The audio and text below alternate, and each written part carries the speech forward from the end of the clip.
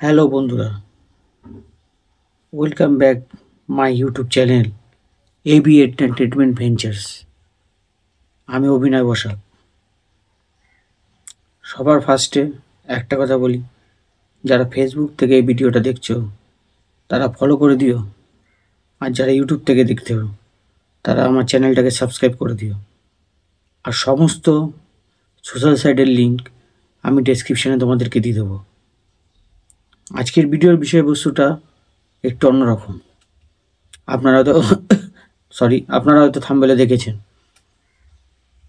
এই মিঠুন চক্রবর্তীর যে সন্তান মুভির দুটো গান রিলিজ করলো, ঠাকুর থাকবে কষ্ট কতক্ষণ, ঠাকুর যাবে বিসর্জন, একই আকাশের নিচে, এই দুটো গান যে রিলিজ করলো রাজ চক্রবর্তী, SBF ফিল্ম, মিঠুন চক্রবর্তী, কিন্তু সন্তান মুভির প্রমোশন কি ওরকমভাবে হচ্ছে এটা কিন্তু আমরা দেখতে পাচ্ছি, কিন্তু প্রমোশন ওরকমভাবে হচ্ছে না। সন্তান মুভি, SBF ফিল্মের প্রমোশন যেভাবে আগে হয়ে এসছে, দেব যখন করেছে, জিৎ যখন করেছে, মিঠুন চক্রবর্তী যখন SBF ব্যানারে আগে ফাটাকেষ্ট না রকম বই যখন করেছে, যেরকমভাবে প্রমোশন হতো ওরকমভাবে কি প্রমোশন হচ্ছে না। কিন্তু সন্তান মুভি যেরকমভাবে খাদানের প্রমোশন হচ্ছে সেরকমভাবে কিন্তু ইউটিউবে এরকমভাবে দেখা যাচ্ছে না সন্তান মুভির প্রমোশনটা ঠিকঠাক করে। আগে যেমন শাস্তি মুভির ক্ষেত্রে যে জিনিসটা আমরা দেখতে পেরেছি সেটা এখন সন্তান মুভির ক্ষেত্রেও দেখতে পাচ্ছি, ওরকমভাবে কিন্তু প্রমোশন করা হচ্ছে না।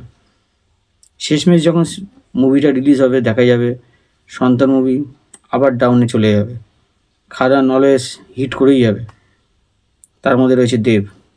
কিন্তু মিঠুন চক্রবর্তীকে নিয়ে এরকমভাবে ছেলে খেলা কেন করা হচ্ছে জানি না। আর রাজ চক্রবর্তী বা SBF ব্যানারের কী চিন্তাধারা আমি বুঝতে পারছি না, যে প্রমোশন কেন করছে না। মিঠুন চক্রবর্তী নিজে থেকে তো কোনো প্রমোশন করবে না, কারণ উনি আগে কোনো প্রমোশন করতো না নিজের সিনেমার, তার দরকার পড়ে না, কারণ সে লেজেন্ড। কিন্তু বাদবাকি যে কলাকুশলী আছে, রাজ চক্রবর্তী বলুন, শুভশ্রী বলুন, জিৎ গাঙ্গুলি বলুন, এরা তো প্রমোশন করতে পারে, কিন্তু ওরকমভাবে প্রমোশন দেখতে পাচ্ছি না। আজকের ভিডিওতে আমার মূল বক্তব্য এটাই ছিল, সন্তান মুভিটা আলটিমেটলি লাস্টে কী হবে। আমার কথাটা কি ঠিক লাগলো? আমি কি ভুল কিছু বললাম? তাহলে আমাকে কমেন্ট বক্সে জানিও আমি ঠিক বললাম না ভুল বললাম। সন্তান মুভিটা বেশি আর একটু প্রমোশন হওয়া দরকার, প্রমোশনটা খুব কম হচ্ছে।